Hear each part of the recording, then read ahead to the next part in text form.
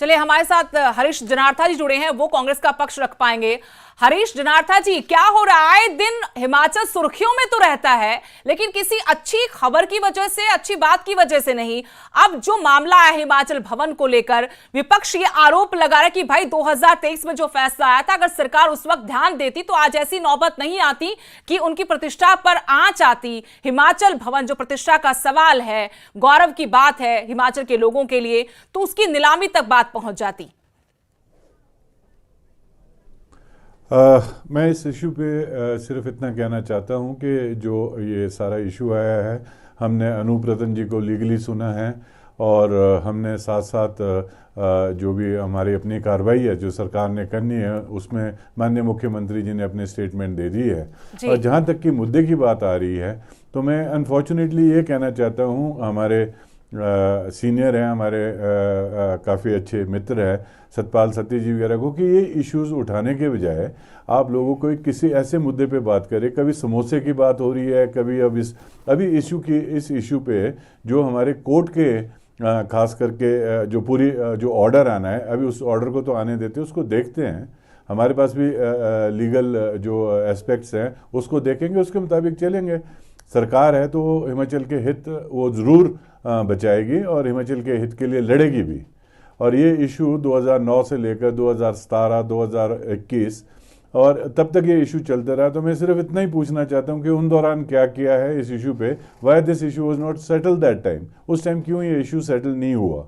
दूसरा इशू ये है कि ये जनवरी 2023 में ये इशू जो कोर्ट में आया है, हमें 1 महीना हुआ था सरकार को बना के, दिसंबर 2022 में सरकार बनी है। तो उस इशू, उस पहलू पे भी हमने अपने तरीके से प्रयास किया है कि हम इस तरीके को किस तरीके से सॉर्ट आउट किया जाए। अभी भी कोई इतना बड़ा इशू है नहीं है ये कि हम इसको इतना बेतरतीबी से इसको इतना पूरे हिंदुस्तान में किरकिरी अपने स्टेट की करवाए। ये लोग भी हमारे स्टेट के ही हैं, सब लोग हमारे स्टेट के हैं। हमारा इशू सिर्फ ये है कि हम इसको मिल बैठ के और आपस में सॉर्ट आउट करके, सरकार और हमारी लीगल फर्टिनिटी जो भी है सारा करके, इसको आई एम श्योर कि जल्दी से जल्दी सॉल्व हो जाएगा। हाँ, वो तो आपके मुख्यमंत्री की तरफ से भी कहा गया कि देखिए कोई इतनी बड़ी रकम नहीं हिमाचल के लिए, लेकिन बात ये सर कि कहीं ना कहीं तो लापरवाही हुई ना कहीं तो कोई चूक हुई है कि आज हाईकोर्ट ये फैसला सुनाने पर मजबूर हो गया कि आप हिमाचल भवन की जो संपत्ति उसी को अटैच कर दें।